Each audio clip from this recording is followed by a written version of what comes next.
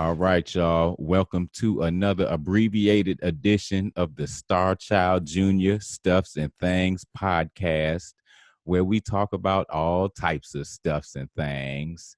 And today, I got Dungeon Family Official up in here today. I call this man right here myself. I call him the Morgan Freeman of the South. This is my man, Big Rube, on here today. How are you, bro? What's going on, brother? Not much, man. Glad to be here, brother. Thank Glad to be here on the Stuffs and Things. Thank you for joining me, man. Thank you for joining me. We talks all types of stuffs and things. You doing all right in this little quarantine, man? Staying safe, keeping cool, laying low? Yeah, I'm staying all right. Trying to stay cool. They got my air conditioner fixed. My air conditioner was fucked up over the weekend. I started to get up out of here. Oh, no. You can't have that down there, boy. They got it fixed now, though. We good to go. That's what's up. I was born down there, so I know how that heat is. You know how hot it get, right? Yeah. All right. So real quick, man. So let's start off here, man. How did you get into the spoken word, man? Because you do spoken word you speak for the people of the South, man. You speak for like I said, I live down there, man. You speak for the gutter, man. You know what I mean? And you put it in ways that it's right in your face. You know what I mean? So what got you into that, man? Well, I started out rapping. Okay. And I'm just one of them cats that's just kind of, I guess, real analytical. You just always trying to just see what's up. You know, want to know what makes stuff tick. And I talk a lot. So we sitting around one day and Rico and Ray are walking out. Noise was down in the dungeon, and he was and Ray was working on a beat. Rico was sitting there, you know what I'm saying, rolling one up or whatever. And I was doing my usual, talking about whatever, you know what I'm saying? I don't know what it was, whether it be something I seen on TV, read, heard, whatever. Mm-hmm. And Rico had this idea. He was like, yo, you know, like the way you sound talking, like breaking shit down like you always do with the beat, that's kind of dope. We ought to just like do shit like that, you know what I'm saying, on the Outkast record. Okay. So we did that on the Outkast record.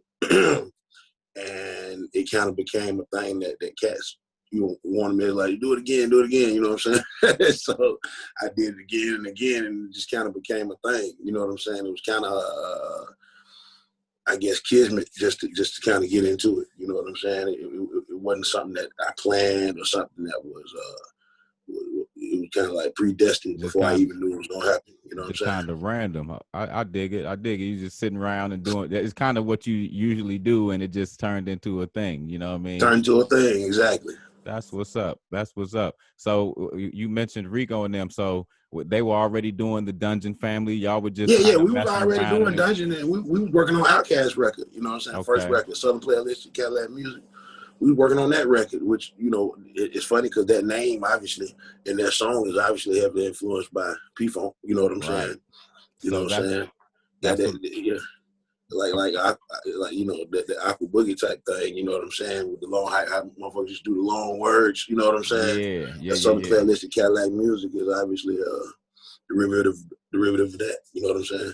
Okay, so that was about to be my next question, was because you guys, like, you could hear it in the music how heavily influenced by P-Funk and all types of those funk and soul acts that y'all were. Right.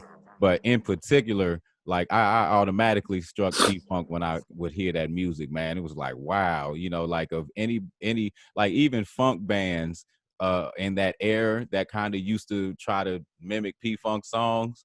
Like I feel like Dungeon Family and the Organized Noise, I feel like it's the closest thing that I've heard anybody ever get to P-Funk of anybody. I think that they have always had the ingredient.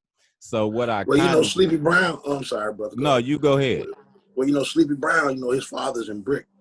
Okay. And we used to call him P-Funk because his name's Patrick. So we call him Funk. That makes sense. So we called him P-Funk. You know what I'm saying? That was his nickname. Sense. He's smooth as shit. That makes sense. He's smooth as a fuck.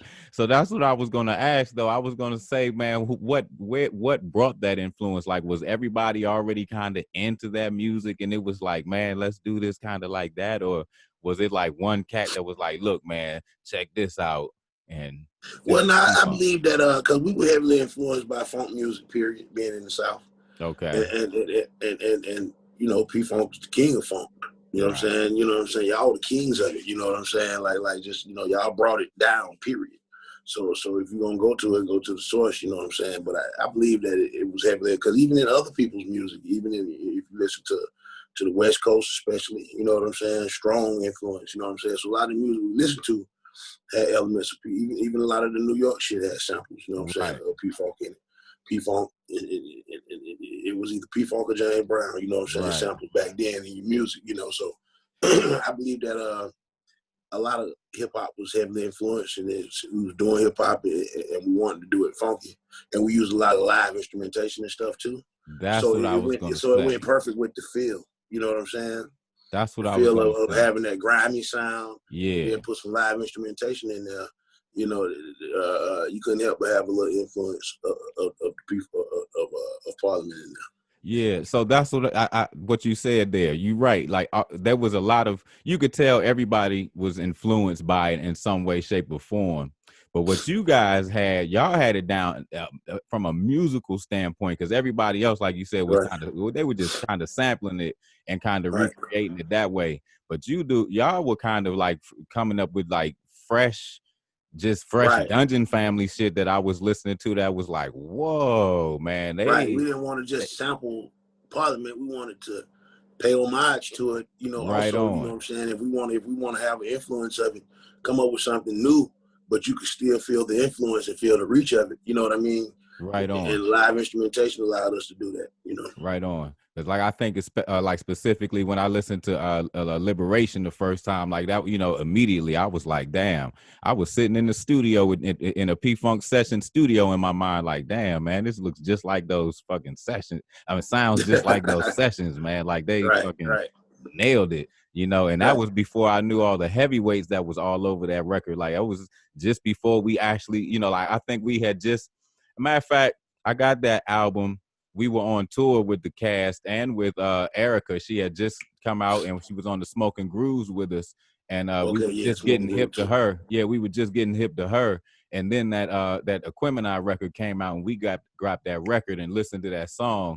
And like I said, we didn't even realize that was her on that album. You know what I mean? It took us a minute to even put it all together. But it was like after you put it together and meeting Joy and seeing what she does, it was like, man, they had a mini P-Funk down here down south. Now the only thing I was sitting back wondering was, like, what took y'all so long? Because I was sitting down there in Atlanta until 92, sitting there.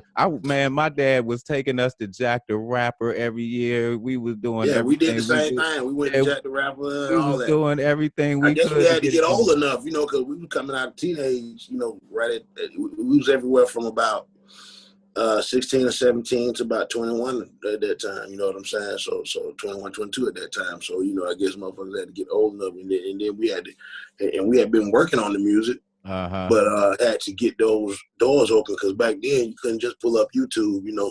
Yeah, right. Well, what I was getting at was you had to go holler at some A&Rs and right on, you know, and all that type of thing. Get your demo tape situated and all that. You know what I'm saying? Yeah, we used to hit that showcases. Up. We used to hit that mug up. But it's not. So what I was getting at was y'all waited till like a year or two after we moved out of Atlanta, and then all of a sudden it was like, man, check this out. It was like, man, now Atlanta wants to come up. As soon as I left, the boom. You know what I'm saying? Yeah, as soon as I left out of there, now we got the Atlanta boom. But y'all put it down. Y'all did the thing, man. And then you did the Society of Souls, man, and you know, you talk about that, bro. Let's talk about that. Society of Soul came along similarly. You know what I'm saying? We were working on Outkast album. A lot of Sleepy would come up with melodies and words to the hooks, and then I would be able to kind of like, when I hear his melodies, I could come up with words for him. I was always good at coming up with words for melodies, so I come up with words, help him write those hooks on that Outkast album, and he was like, shit, we could do a group, we could do this Society of Soul that he had already had envisioned in his mind. He's like, you could be a poet in Society of Soul. So we went on and kind of ran that down. You know what I'm saying? That came about from just the way we kind of clicked working together on the Outkast album. I see. That's Sleepy's a bad dude. Because that song Funky Ride is actually a Society of Soul song. It's that we put it on the Outkast album, but that's Society of Soul joint. I see. Yeah, man, Sleepy's a bad dude, bro. Sleepy's a Yeah, bad Sleepy dude. bad, man. You're Yeah, bad, brother. I'd love to get in the studio with him one day, man. Well, Yeah, so man. so check it out. I ain't gonna keep you because you said you got to roll, man. Like I said, I could have you here for a minute, but if you would like, I would love to get you back on. And so I talked to George a little while ago Yeah, too. we could do it again real soon. That's what's up. And I talked to George a little while ago. He told me to give you a roof is what he told me to give you. Yeah, man. Last time I talked to him, man, he amazed me, man. His mind, boy. Ooh. Oh That yeah, brother there got a supercomputer for a brain. He know yeah, all his shit, know all your shit, yeah. know It all don't my never shit. stop. Don't never stop. He He said remembers that he everything. dropped He's an rap lyrics. elephant. I mean, I like that man right there. He a genius, brother. He a Yeah. genius when you talk to him. And then I also want to say big up to my boy Mike P. Oh You know yeah. what I'm saying? Who put me on to you? You know what I'm saying? Because I was on a joint, the Keepers of the Funk for the Benevolent Funk Foundation, for Okay. Okay. the Uncle Boogie tribute Yeah, the album. toast to the boogie thing. Yeah. So I did a little poetry piece on there. People might want to check out that P Funk Big Rube on there. You know what I'm saying? Yeah, And shoot. We gotta get you on one of these Starchildjr records, let's do man. it, baby. Let's Hell do it. Hey, yeah. man. Hey. I'm down with you, brother. That's We what's can up, get to man. it. I'm gonna have to get you on Pandemic, man. We're gonna have to work that out, man. Let's Most do it. definitely. Yes, Ain't nothing to indeed. it but to do it. You got my info. Yes, indeed. Hey, man, Rube, I appreciate you, man, coming through and stopping by, man, and hollered at me, man. Like I said, you Thank you, come through man. anytime. You Hey, take let's care do down another there. one, man. It could be soon as you want to, man. We do another one and do a little longer. Yes, indeed. Yes, indeed. Well, I'm gonna take this one and I'm gonna splice it with the March on Washington. I think I'm going to the Okay. March on Washington tomorrow, so Yeah. this is gonna be dope, man. Okay. Uh, Yeah. yes, indeed. Big Rube, y'all, from the Dungeon family, y'all. March on Washington. Take a dump on Trump. That's right. You know it. We getting him the fuck up out of here, man. I can't Why? even do no more. Be easy, Why? bro. All right, brother.